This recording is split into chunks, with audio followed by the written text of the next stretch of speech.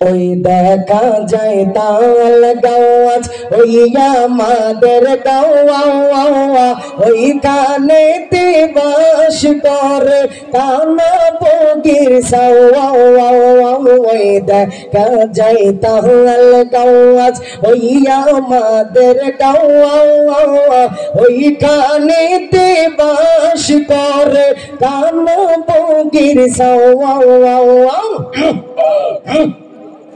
ঠিক না ঠিক? এই ছড়াটি যদি আমরা ছোট ছোট বাচ্চাদের কাছে আবৃত্তি করতে দিই তাহলে তারা তাদের মতো করে আবৃত্তি করলে কেমন শোনা যাবে? ওই দেখা যায় তাল গাছ ওই আমাদের গা ওইখানেতে বাস করে কান্না বগির ছা ও বগিতে খাস কি পান্তা ভাত চাস কি? বগি বলে না না পান্তা আমি খাই না পুঁটি মাছ পাই না একটা যদি পাই অমনি ধরে কাপুস গুপুস খাই। এবার ইকোটা কমায় দেন, একটু ডিলেরি ভাবে রাখেন।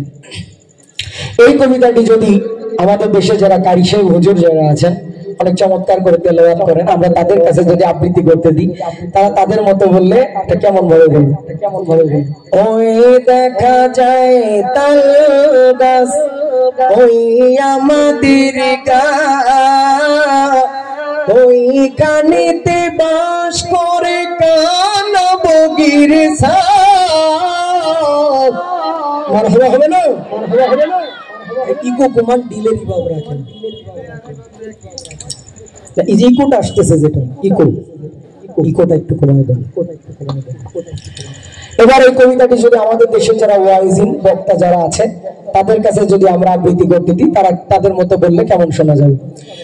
আমার কবি বলেছেন ওই দেখা যায় তাল গাছ ওই আমাদের গা ওইখানেতে বাস করে গো কানা বগির ছা। আমি বগিরে জিজ্ঞাসা করলাম ও বগি তুই খাস কি পান্তা ভাত চাস কি? বগি কান্দা কান্দা কয় পান্তা আমি খাই না পুঁটি মাছ পাই না একটা যদি পাই গো অমনি ধইরা হাপুস গোপুস খাই। জোরে বলেন মারহাবা। আমাদের দেশে দেখবেন রাজনৈতিক মঞ্চে দাঁড়িয়ে অনেকে গলা ফাটিয়ে বক্তব্য দেয়, আমরা যদি তাদের কাছে এই কবিতাটি আবৃত্তি করতে দিই তাহলে তারা কিভাবে আবৃত্তি করবে? সংগ্রামী ভাই বন্ধুগণ, ওই দেখা যায় তাল গাছ ওই আমাদের গাঁও ওইখানেতে বাস করে কানা বগির ছা। ঠিক কিনা ভাইরা? এবার এই কবিতাটি যদি আমাদের দেশের একজন শিল্পী আছে হাসান অথবা সোহাগ, আমরা যদি তাদের কাছে আবৃত্তি করতে দিই তারা তাদের মতো বললে কেমন শোনা যাবে? ওই দেখা যায় তাল গাছ ওই আমাদের গা ওইখানেতে বাস করে কানা বগির ছা।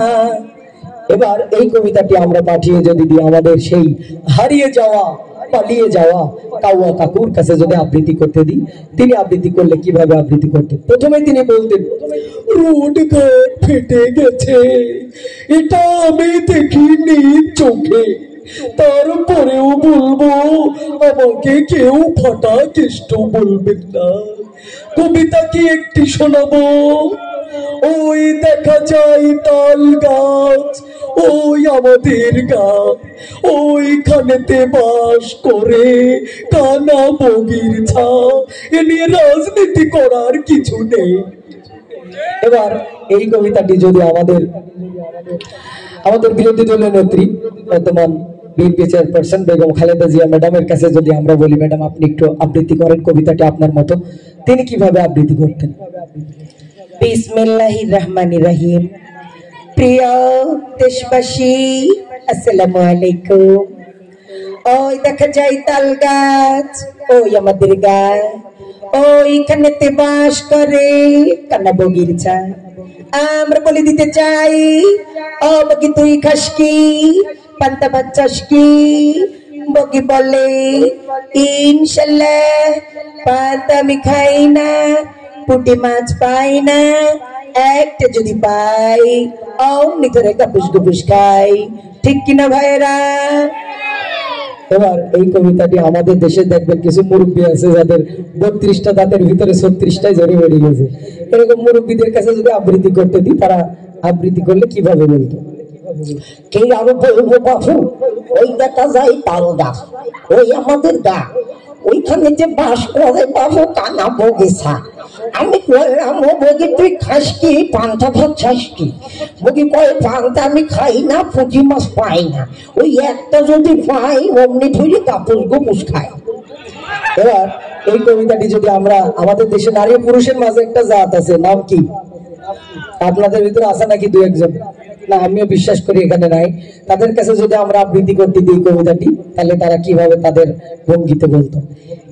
এই ছেলে পেলে, ওই দেখা যায় তাল গাছ, ওই আমাদের গাঁ, ওইখানেতে বাস করে কানা বগির ছা। হ্যাঁ হ্যাঁ, ঠিক কিনা? এবার আমাদের দেশ তো আউলিয়াদের দেশ। দেখবেন আমাদের দেশে কিছু মাজার আছে যেখানে এক ধরনের জিকির হয়। আমরা যদি এই কবিতাটি এই মাজারে যদি পাঠিয়ে দিই, তারা যদি তাদের মতো করে বলে, তাদের জিকিরের মতো, তাহলে কেমন শোনা যেত? ওই দেখা যায় তাল গাছ, ওই আমাদের গাওয়া, ওইখানেতে বাস করে কানা বগির ছাওয়া। ওই দেখা যায় তাল গাছ, ওই আমাদের গাওয়া, ওইখানেতে বাস করে কানা বগির ছাওয়া। ঠিক না? ঠিক। ইসলামের ভিতরে যে হাসি আছে, বিনোদন আছে।